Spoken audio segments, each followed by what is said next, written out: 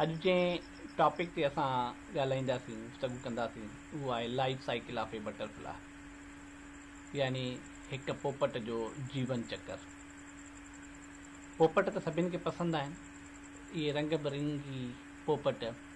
सभ खां पहिरियों जंहिं मरहले मां गुज़रनि था उहो मरहलो हूंदो आहे उन्हनि जो ॿूटनि जे पननि ते अची करे आना लाहिणु, यानी आनू पोपट जे जीवन चक्कर जो पहिरियों मरहलो आहे। जॾहिं आना पोपट जे पननि ते अची वञनि था उनखां पोइ उहे टुटण जी, यानी उन्हनि जे अंदरि जेको बचो हूंदो आहे उहो उन आने जे तह खे टोड़े करे ॿाहिरि निकिरी अचे थो पियो। ऐं जॾहिं पोपट जो बचो आने जी खोपे मां ॿाहिरि निकिरी अचे थो त उन ते नई पोपट जे जिस्म ते मौजूदु परनि वांगुरु पर हूंदा आहिनि ऐं नई पेर हूंदा आहिनि, यानी बिना परनि ऐं बिना ॼंगुनि जे जेको उनजो मरहलो हूंदो आहे इन कैफ़ियत में उनखे असां लार्वा ऐं कैटरपिलर सॾूं था। इहो लार्वा ऐं कैटरपिलर सभ खां पहिरियों जंहिं आने मां निकिरे थो उन जी खोपे खे पंहिंजी ग़िज़ा बणाए थो ऐं उनखे पंहिंजी खुराक करे थो पियो। ऐं उन आने जे खोपे खे ग़िज़ा बणाइण खां पोइ बि जॾहिं हुनजी ज़रूरत ग़िज़ा जी पूरी नथी थिए, जंहिं पन ते जंहिं ॿूटे ते रहे थो उन जे ॿूटे खे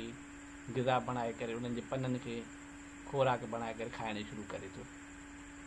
अक्सर करे तव्हां जॾहिं कंहिं बि बाग़ में या कंहिं बि इलाइक़े में घुमण विया हूंदा ऐं ॿूटनि जे पननि खे टोंदा किथे किथे कुझु पन अधु हिसे जा खाधल यानी ख़ाली नज़र ईंदा आहिनि। अहिड़े ई तरह सां उहे ॿूटे जा पन बि कुझु कुझु हिसो ख़ाली थी वञनि था। जॾहिं पोपट जो उहो बचो लार्वा ग़िज़ा खाई करे वाध वेझ करे थो त हुनजे जिस्म जे मथां मौजूदु तह जेका हूंदी आहे उहा नंढी थिए थी पई ऐं हीउ उन जी तह खे लाहे करे उते फिटो करे थो ऐं ॿूटे ते पंहिंजी ज़िंदगी खे कंटिन्यू यानी जारी सारी रखे थो। जॾहिं लार्वा ॿूटे जो मुख़्तलिफ़ पननि जो हिसो खाई करे गुज़ारो करे थो त उन ई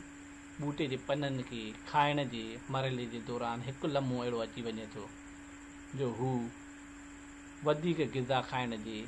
सघ न रखंदो आहे ऐं इन मरहले में अचण खां पोइ हू खुराक खाइणु बंदि कंदो आहे, जंहिंखां पोइ हुन जे जिस्म खे हिकु ड्रिघे अरसे जे लाइ आराम जी ज़रूरत पए थी ऐं हू ड्रिघे अरसे जे लाइ हिकु जॻह ते पाण खे मुक़ररु करे आराम वारे मरहले में हलियो वञे थो, जंहिं अरसे जे दौरान हुन जे मथां तह चढ़ी वञे थो ऐं उन तह जे अंदरि मौजूदु हुजण वारे पीरियड खे असां हुन जे आराम वारो पीरियड चऊं था, जंहिंखे टियों मरहलो यानी प्यूपा सॾियो वञे थो। जॾहिं उहो लार्वा प्यूपा जी कैफ़ियत में वञे थो पियो त उते उन ई तह जे अंदरि जिस्म जी वाध वेझ जारी सारी रहे थी पई ऐं उन जे जिस्म जे अंदरि जेके पोपट जा जिस्म जा उज़वा हूंदा आहिनि उहे वाध वेझ कनि था ऐं इन तरतीब वार वाध वेझ वारे मरहले जे दौरान हुन जा जिस्म जा उज़वा वधनि था जेके लॻभॻि इन प्यूपा जे पीरियड जे 15 ॾींहंनि ताईं जारी रहंदा आहिनि। इन 15 ॾींहंनि जी आराम वारे पीरियड खां पोइ जॾहिं उहो लार्वा ॿाहिरि निकिरे थो त उन टाइम ते हू लार्वा जी शिकिल में न हूंदो आहे, बल्कि हिकु पोपट वारी मुकमल शिकिल में हूंदो आहे, जंहिंजे जिस्म ते उहे रंगीन वणंदड़ पर बि हूंदा आहिनि ऐं जंहिंजे जिस्म ते हुन जा ॼंगूं ऐं ॿिया उज़वा बि हूंदा आहिनि। जॾहिं हू हुन तह खां ॿाहिरि निकिरे थो उन टाइम ते हुनजा पर नंढा हूंदा आहिनि ऐं वज़न घटि हुजण जी सलाहियत जे करे हू उॾरी न सघंदो आहे ऐं कुझु वक़्तु उते ग्रोथ करे थो। जीअं हुनजा पर थोरा वॾा थियनि था, उॾण जे लाइक़ु थियनि था त हू उॾणु शुरू करे थो ऐं हिकु जवान पोपट जी शिकिल इख्तियार करे वञे थो। हीउ जेको पोपट जो जीवन चक्कर आहे इहो सभ खां पहिरियों आनू बणिजे थो, आने खां पोइ कैटरपिलर यानी लार्वा जो मरहले में अचे थो, टियों स्टेज में हू आराम वारे पीरियड में प्यूपा जी शिकिल इख्तियार करे थो ऐं चोथों पीरियड हिकिड़े एडल्ट मुकमल पोपट जी शिकिल इख्तियार करे थो।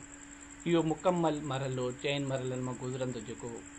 पोपट जो जीवन चक्कर पूरो थिए थो, इन खे असां मेटामॉर्फोसिस बि सॾूं था पिया।